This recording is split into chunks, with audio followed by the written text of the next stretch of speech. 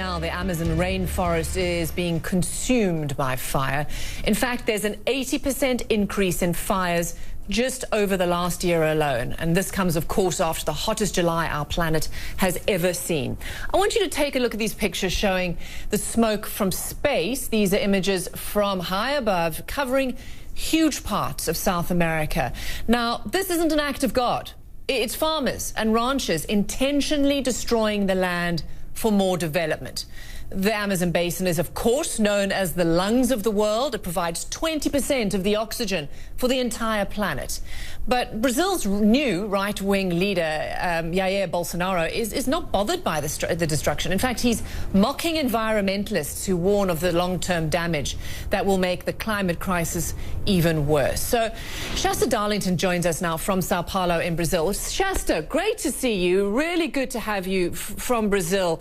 I mean, Sao Paulo is also feeling the effects, the choking effects of these raging wildfires. Just give us some sense of how this is playing out where you are. Oh, that's right, Robin. I mean, first of all, you do get the real back and forth, this very heated rhetoric about who's to blame. But the fact is that these fires are ravaging the Amazon, and yet the effects are actually being felt very far from home. Brazil's largest city plunged into darkness.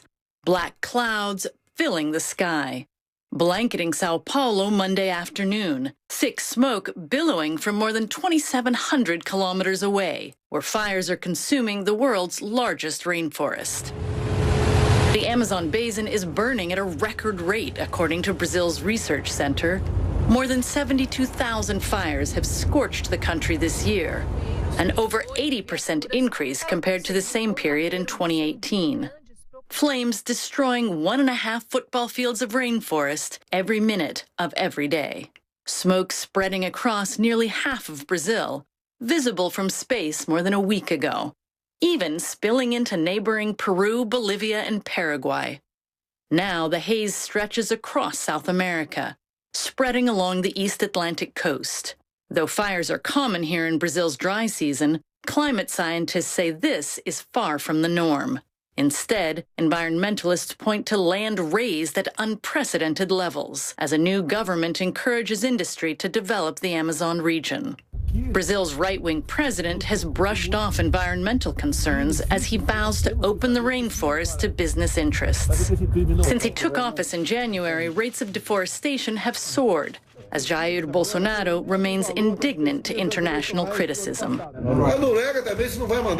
Take your money and reforest Germany. Bolsonaro bristled at Germany and Norway's decision to suspend funding to Brazil. Now, as attention turns to wildfires surging at unprecedented rates, Bolsonaro is deflecting blame. Without evidence, he points to non-governmental organizations. Regarding the fires in the Amazon, I am under the impression that it could have been set by the NGOs because they had asked for money. What was their intention? To bring about problems for Brazil?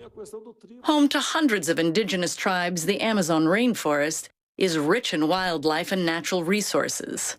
Often called the lungs of the earth, the rainforest supplies 20% of the world's oxygen. If it burns to a point of no return, environmentalists warn it could turn into a dry savanna and begin emitting carbon instead, plunging the planet ever deeper into a climate change crisis.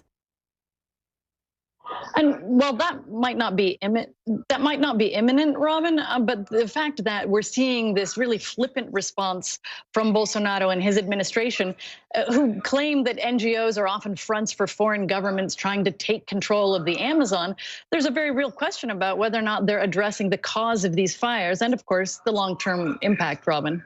Yeah, and this is not a domestic issue. I mean, this impacts the globe, all of us. It's about 20% of the planet's oxygen. So we all have a stake in what is happening there on the ground. So my next question would be, are there any political consequences or any political pressure that can be brought to bear on this government?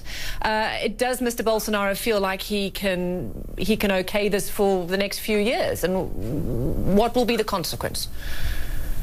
I think that's a really good question, Robin, because he does not take environmentalists seriously, and he doesn't take environmental concerns seriously. What speaks big here is money, of course.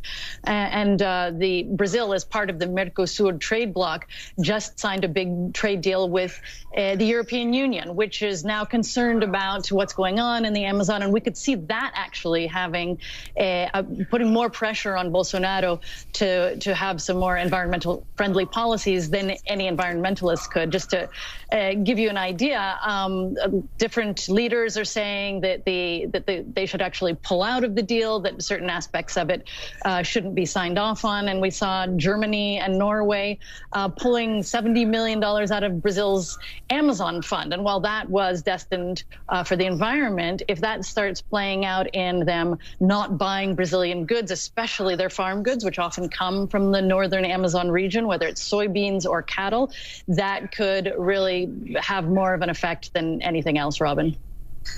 Okay, so what you're saying, there needs to be a concerted collective global response to this. Shasta Darlington, great to have you. Good to see you, my friend, live there from Sao Paulo in Brazil. Thank you for that update. So let's go to Chad Myers now, who joins us from the World Weather Center. Hey, Chad, this, as I said, is not an act of God. It is a man-made disaster. Put it in perspective for us. It's dry season. This is burning season, but the number of fires and the number of hotspots I will show you on a thermal imager here in a second is alarming. Now, we know there's been smoke in the air, and that's just what you see this time of year. It is the driest part of the year for them, but they have a state of emergency. Most of these fires are human-induced, not really thunderstorms because there aren't any this time of year, and the fire season goes from July through October. So we're just really in the beginning or the start of fire season itself. Some of these fires you can see from space. You can actually see the smoke, but what we're really watching are those hot spots. We call them anomalies. About 74,000 fires so far this year. That's 85% more than this time last year. Fire dating all the way back. We have a bush in front of me. I can see it here. Otherwise, Brazil here. These are the August 20th of 2019 fires. These are all the hot spots that we see across the globe right now, and this is focused on Brazil proper. Even some fires down around Uruguay as well, and Paraguay. And the Amazonas already putting out in this area, already putting out more CO2, carbon dioxide, because of the burning than any year so far since we've been keeping records back to about 2003. And there's the bottom of the rainfall curve somewhere in August and September, going back up a little bit later than that. So the Amazon fires, obviously in our picture, this is what I was talking about here a little bit ago. These are the anomalies. This is what, if you take a look at the surface of the Earth and the temperature from one side, one of the pixels to the other pixel, if there's more weather, more hot, then you're going to see these little red dots. Here is August 19th, 2019. So just a couple of days ago. I'm going to take you to 2018. Less fires. 2017. Still fires, not as many, and not as concentrated, more widespread. 2015. 2014. We can go back and back as long as you want. Now, there were still fires in 14, but look at what it was in 2013. The number of dots is significantly more than it has been for a very long time. We know that's what's happening on the ground there.